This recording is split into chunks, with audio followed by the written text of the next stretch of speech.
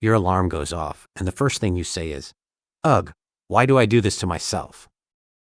You're standing at the bathroom mirror and think, "Okay, I can probably go one more week without a haircut." Then you're halfway out the door when that sinking feeling hits. Your keys are still inside. Seriously? I can't ever get it together. And just like that, your neighbor gets a front row seat to your morning meltdown. Getting caught talking to yourself can be a little embarrassing. Some people even think it's a red flag for mental health. But here's what psychology actually tells us. Talking to yourself isn't weird. It's human. The vast majority of us do it every single day, usually without even realizing it. So, what's actually happening? Self-talk is basically your internal narrator. Researchers call it inner speech. It's different from just daydreaming. It's more like a verbalized thought about your life. It can be a serious goal, like, I really need to work on my free throw. Or just a casual thought, like, the gym is way too packed. I'll come back tomorrow.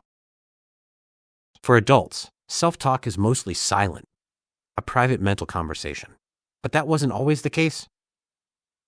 Children talk to themselves out loud, constantly, especially during play. And according to researchers, that's a feature, not a bug. Back in the 1930s, Soviet psychologist Lev Vygotsky proposed that this out-loud narration plays a crucial role in child development.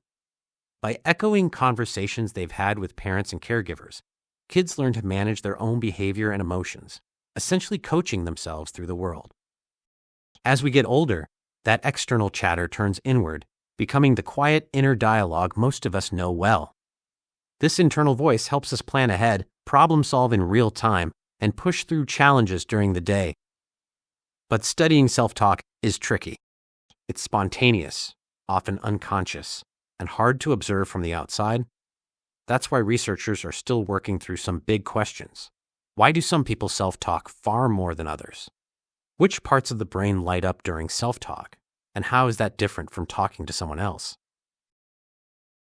Here's the good news. The way you talk to yourself matters a lot. Using instructional self-talk, literally giving yourself directions, can actually sharpen your focus and boost your confidence. In one study, tennis players who talked themselves through their moves performed much better than those who stayed silent. One particularly useful technique is called distance self-talk, where you speak to yourself as if you were a separate person. Instead of "I've got this," you'd say something like, "Caleb, you are ready for this." Research shows this approach is especially effective at lowering stress during high-pressure situations, like meeting strangers, giving a speech, or walking into a big interview.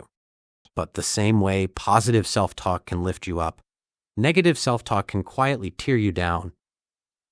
We all have moments of self-criticism. That's normal. The problem comes when it becomes a pattern. Chronic negative self-talk is strongly linked to anxiety in both children and adults. And people who habitually blame themselves and replay their mistakes tend to experience deeper, longer-lasting depression. This is why things like cognitive behavioral therapy, CBT, are so popular. CBT is basically brain training to help you spot those negative loops and replace them with something more balanced and kind. So the next time you catch yourself mid-conversation with yourself, don't be embarrassed.